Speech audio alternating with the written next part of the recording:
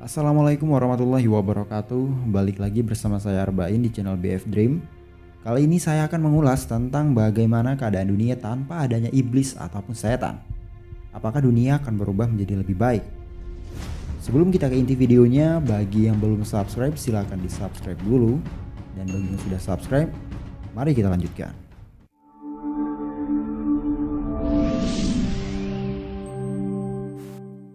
Iblis merupakan makhluk laknatullah yang akan menggoda manusia agar memilih jalan menuju neraka.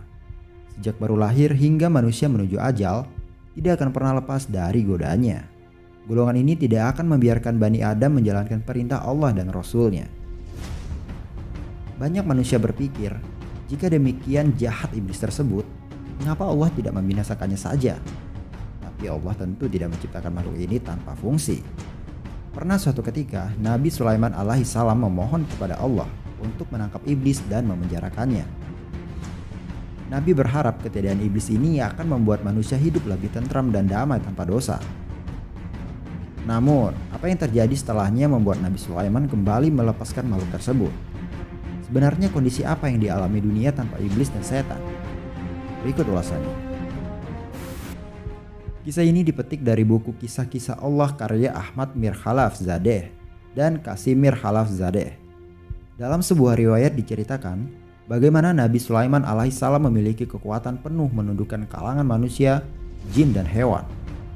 Bahkan setan-setan kala itu menjadi pekerjanya untuk membawa dan mengimpor batu-batuan, pasir, serta bahan bangunan lain untuk membangun bangunan-bangunan megah.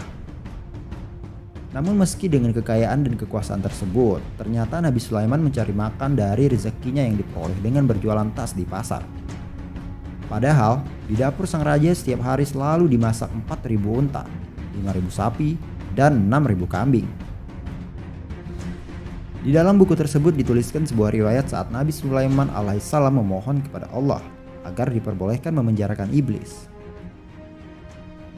Ya Allah, Engkau telah menundukkan kepadaku manusia, jin, binatang buas, burung-burung, dan para malaikat. Ya Allah, aku ingin menangkap dan memenjarakan iblis, merantai serta mengikatnya, sehingga manusia tidak berbuat dosa dan maksiat lagi. Namun permintaan ini tidak serta-merta dikabulkan oleh Sang Pencipta. Allah Ta'ala kemudian mewahyukan kepada Nabi Sulaiman bahwa tidak ada baiknya jika iblis ditangkap atau dibinasakan. Wahai Sulaiman, tidak ada baiknya jika iblis ditangkap. Tapi Nabi Sulaiman tetap memohon, Ya Allah, keberadaan makhluk terkutuk ini tidak ada kebaikan di dalamnya. Allah berfirman, jika iblis ditangkap maka banyak pekerjaan manusia yang akan ditinggalkan. Nabi Sulaiman berkata, Ya Allah, aku ingin menangkap makhluk terkutuk ini selama beberapa hari saja. Kemudian Allah mengizinkan Nabi Sulaiman untuk menangkap iblis dan memenjarakannya. Keesokan harinya, Nabi Sulaiman mengutus pekerjanya untuk berjualan tas ke pasar. Namun sesampainya di pasar, ada hal yang tidak biasanya terjadi. Pasar tersebut kosong tanpa penghuni. Semua pedagang menutup dagangan mereka. Kerjanya lalu memberitahukan hal itu kepada Nabi Sulaiman alaihissalam. Nabi Sulaiman alaihissalam bertanya, apa yang terjadi? Pekerjanya menjawab, kami tidak tahu. Pada malam itu, Nabi Sulaiman tidak makan dan hanya minum air saja. Pada hari berikutnya, anak buah Nabi kembali ke pasar untuk berjualan tas. Namun hal yang sama kembali terjadi. Pasar kosong dan tidak berpenghuni.